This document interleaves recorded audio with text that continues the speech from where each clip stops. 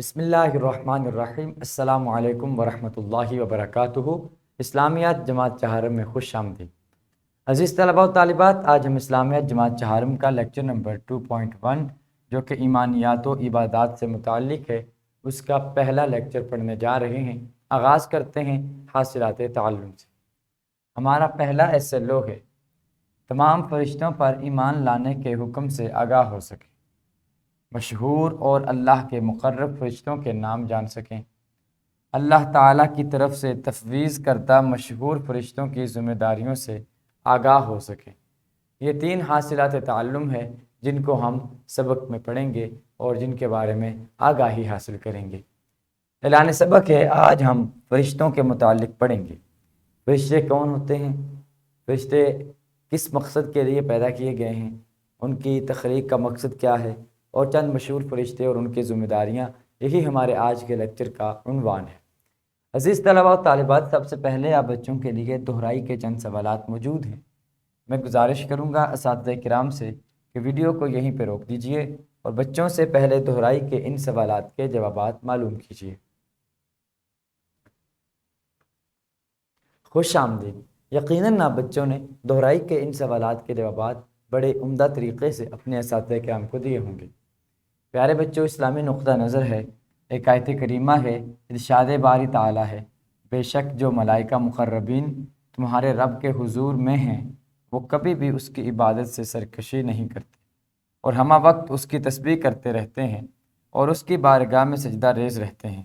سورۃ الاعراف کی آیت نمبر 206 میں اللہ کریم نے فرشتوں کی ان خصوصیات کا بیان فرمایا کہ وہ ہر وقت اللہ تعالیٰ کی عبادت، اس کی تسبیح و تحلیل میں مصروف رہتے ہیں۔ پیارے بچوں، اب آپ کے لیے قبل از پڑھائی کے چند سوالات ہیں۔ ان سوالات کا مقصد یہ ہوتا ہے کہ آپ بچوں کو سبق کے بارے میں کچھ اضافی معلومات دی جائیں اور وہ بھی سوالاً جواباً دی جائیں تاکہ آپ کا شوق پیدا ہو اور آپ دلچسپی کے ساتھ جو ہے وہ سبق کو پڑھنے کے قابل ہو سکیں۔ تو میں گزارش کروں گا اساتذہ کرام سے کہ ویڈیو کو یہیں پہ روک دیجئے اور بچوں سے پہلے قبل از پڑھائی کے ان سوالات کے جوابات معلوم کیجیے۔ خوش آمدید۔ یقیناً آپ بچوں نے قبل از پڑھائی کے ان سوالات کے جوابات بڑے عمدہ انداز میں اپنے اپنے اساتذہ کرام کو دیے ہوں گے۔ پیارے بچوں، اب ہم تعارف پڑھتے ہیں فرشتوں کے بارے میں۔ فرشتے اللہ تعالیٰ کی نوری مخلوق ہیں، یعنی انہیں نور سے بنایا گیا ہے۔ جس طرح ہم انسان ہیں، ہمیں مٹی سے تخلیق کیا گیا ہے، فرشتے نوری مخلوق ہیں، انہیں نور سے بنایا گیا ہے، نور سے تخلیق کیا گیا ہے۔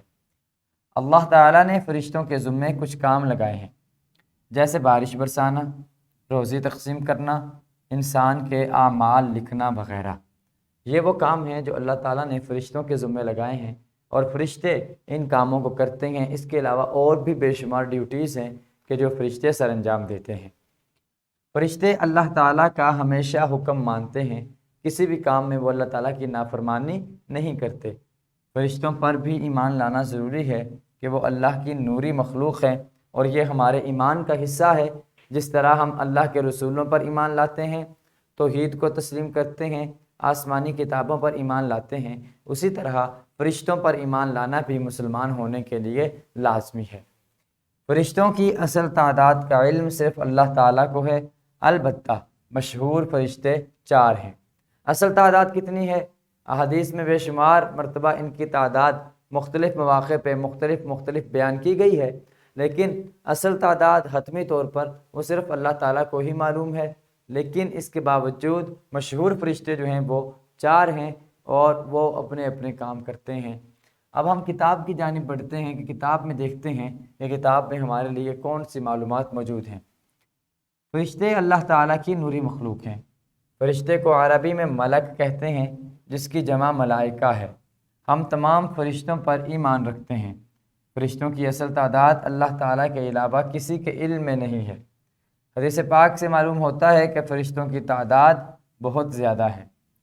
حدیث کے مطابق بیت المعمور میں روزانہ 70,000 فرشتے طواف کے لیے داخل ہوتے ہیں، جو ایک بار آتے ہیں دوبارہ لوٹ کر نہیں آتے۔ بعض فرشتے ایسے ہیں جن کے نام ہم جانتے ہیں۔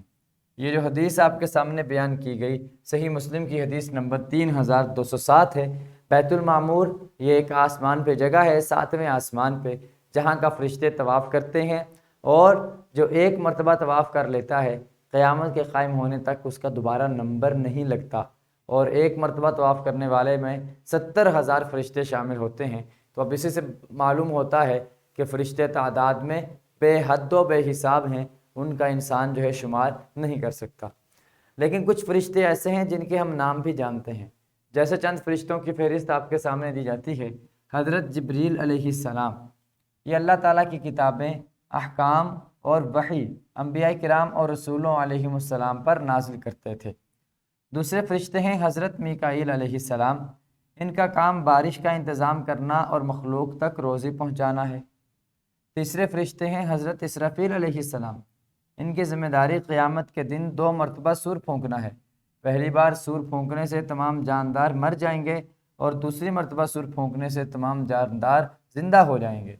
ملک الموت حضرت اسرائیل علیہ السلام تمام مخلوقات کی جان نکالنے پر مامور ہیں، تمام مخلوقات کی روحوں کو قبض کرتے ہیں حضرت اسرائیل علیہ السلام۔ اور ہمارے ہر سبق میں کیا آپ جانتے ہیں کہ عنوان سے ایک باکس شامل کیا جاتا ہے جس میں آپ کو کچھ اضافی معلومات دی جاتی ہے، اور آپ کا انٹرسٹ، آپ کی دلچسپی جو ہے اس کو برقرار رکھنے کے لیے یہ معلومات شامل کی جاتی ہے۔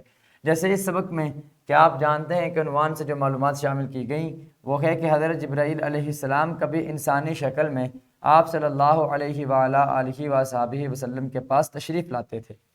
ایسے مواقع پر عموماً آپ مشہور صحابی حضرت دحیہ کلبی رضی اللہ تعالیٰ عنہ کی صورت میں تشریف لایا کرتے تھے، یعنی ایک تو ان کی اپنی اصل شکل و صورت تھی، کئی مرتبہ حضرت جبرائیل علیہ السلام کسی انسانی شکل میں آتے تھے، اور انسانی شکل میں جس صحابی کی صورت کو اختیار کرتے تھے وہ ہیں حضرت دحیہ کلبی رضی اللہ تعالیٰ عنہ کی شکل و صورت۔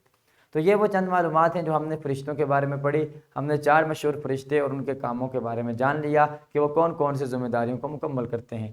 اب آپ بچوں کے لیے سرگرمی ہے، سرگرمی یہ ہے کہ قرآن مجید کے پارہ نمبر 30 کی سورۃ النازعات کی آیت نمبر 1 تا 5 کی وضاحت کسی مستند تفسیر سے دیکھیں، اور یہ بتائیں کہ ان آیات میں فرشتوں کی کن کن ذمہ داریوں کا ذکر کیا گیا ہے۔ سورۃ النازعات کی 1 نمبر آیت سے لے کر 5 نمبر آیت تک فرشتوں کی بعض ذمہ داریوں کا ذکر کیا گیا ہے۔